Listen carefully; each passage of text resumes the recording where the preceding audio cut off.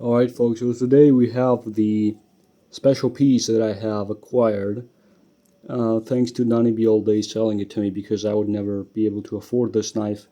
They normally go for like 300, 250, somewhere around that. I got this for $100 off of him, and this is the Kraken Tactical Stinger in CPM 3V. It is a beast of a knife and done by a guy in Australia. G10 scales. It has a stock thickness of I think 0.16, maybe more. Let's just check real quick. Actually, no, is it 0.14? Let me just calibrate real quick. Oh no, never mind. I was right. It's 0.18 basically 0.18.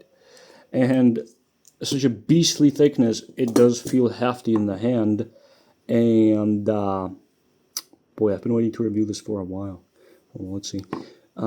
It has this textured scale and this interesting area, right? You'd think ergonomically it looks kind of odd, but actually somehow it works. Like, I don't feel that in my hand at all. In gloves it will be even better, but I don't feel anything as is. Like, it seems like I should feel something, but these, actually out of the box, or how I got it, they were pretty damn sharp.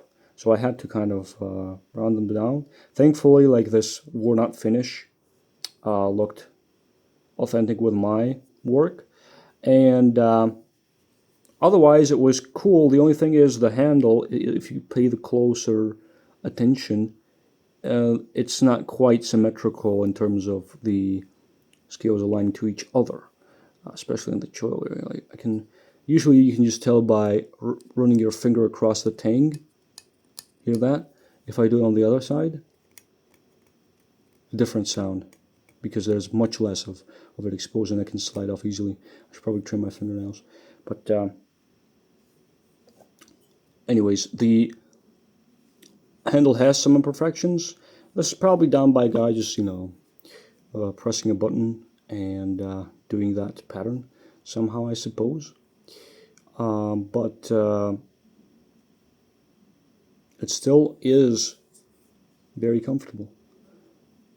And the liner, it kind of helps. I can see the glue residue here, but that's fine. That's probably why he sent this one out to the YouTuber, because it was not perfect. I cannot speak to his actual work that he sells.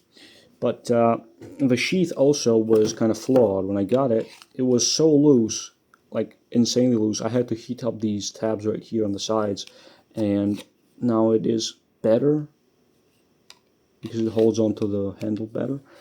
But it's still not perfect if I just yank it. Actually, well, it's getting kind of okay now, but it requires some modifications. So it did come with an Alta clip. I used it in a different knife, but the rivets are fine. The profile is fine. This is not a very big knife in terms of the profile, but it can do a lot of things. I don't know. You could pry with this.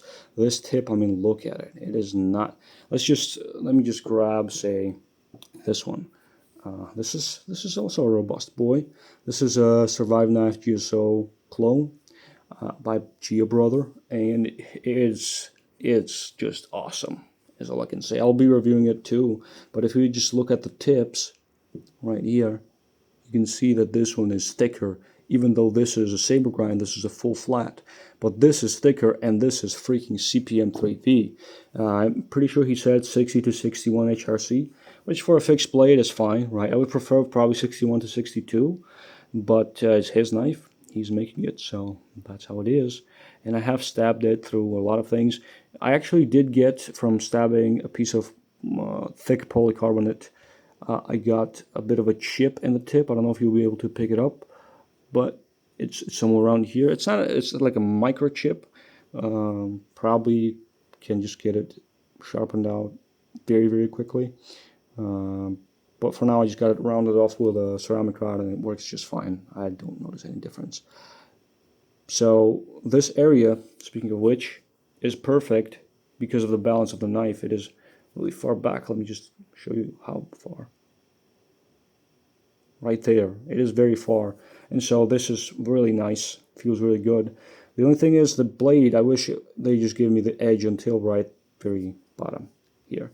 That would have been so nice. I know it would have been harder to sharpen, but I don't have any problem sharpening. that kind of blade.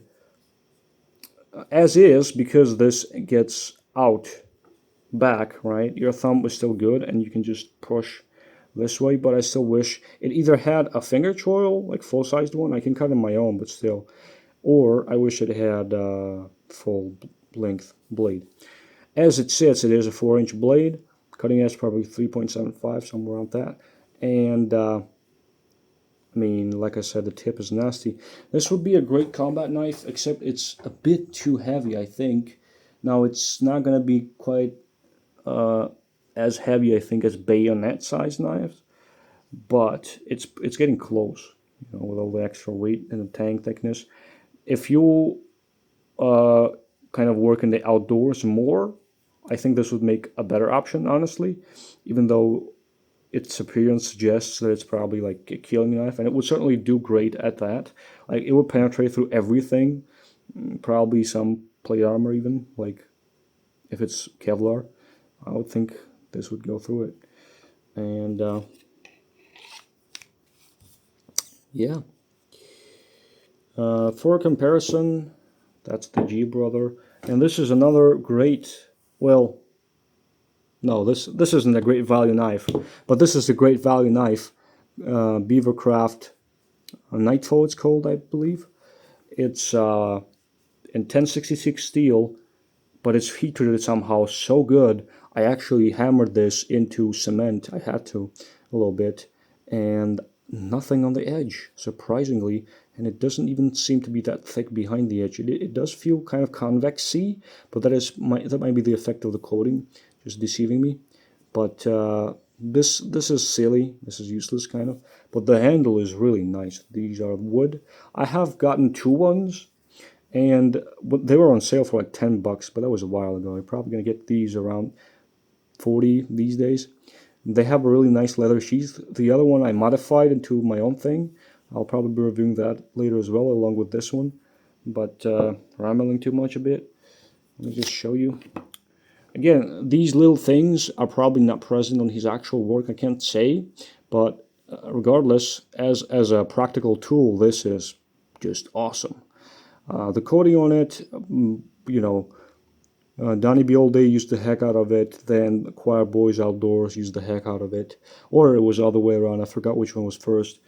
But the point is that the knife got plenty of use. The edge, actually, if you notice, is significantly larger than on these two. And on most average knives, they have much smaller blade edge length. And that is because there is a lower edge angle on the CPM3V, relatively speaking, but also because, in part, the blade thickness is so thick that a certain edge angle will look thicker, or rather bigger, as an edge. And despite that, because the edge is so big, it's so easy to sharpen, and it is pretty damn keen because of it, that, it almost acts like a secondary Scandi gun or something. It bites into the wood really good. I like the functionality of it. It's just a bit too heavy for general use camping knife. I think this one would be better for that. But this one, on contrary, would make a great last ditch, bug out back tool, survival tool. This knife, I would have no issues hammering through whatever, literally whatever. I don't care. Stabbing through car hoods. Like, I can't imagine something that this knife couldn't do. Like, I would have a hard time intentionally breaking this knife. Like, that's the level of it. Like, this knife should be reviewed by Joe Axe type of thing. But, these are fixed blades. They're really long. They're probably never going to be legal to carry in my country. I will have to think about moving away for that reason alone, honestly, because otherwise I'm just fine here. I'm just not allowed to carry knives, which is terrible. Terrible. Not allowed to have hobbies anymore in this day and age. So you guys appreciate yours in your free countries. So that's that. I appreciate you guys' time. What else is there to say? The handle is a little too long in my opinion, but that also helps with reaching for the knife. I think I could do without this third screw and this long, probably. And I wish also that they made it in the classical, tactical knife way. If they just bent this, well, if the handle went like this straight and formed a hook right here, it would have been so much easier to pull out, and it would have acted to secure your hand too. Whereas this way, it's, well, kind of wasted space. It does give you a little bit of chopping power as opposed to the others. Like, I would honestly feel the best chopping with this than the other two, even though this is the smallest one. Partly also due to the stock thickness and weight in the blade, but still, I don't think the primary function of these kind of knives would be in the grip of chopping. But if I were to go in like survival mode or something, I would definitely take this with me along with other things. And I wouldn't take this as like one tool option per se, but as a knife that can do everything that a knife should do and more, that can rely on everything, I could absolutely just take this one. And definitely better than those two on the table in that regard for sure. So that's all. I appreciate you guys' time. Now I for sure have finished finally, and I have many more things to review from my collection. So stay tuned if you want, something in particular, some discussion, steels, edge geometries, ergonomics. Leave comments if anybody watches these at all.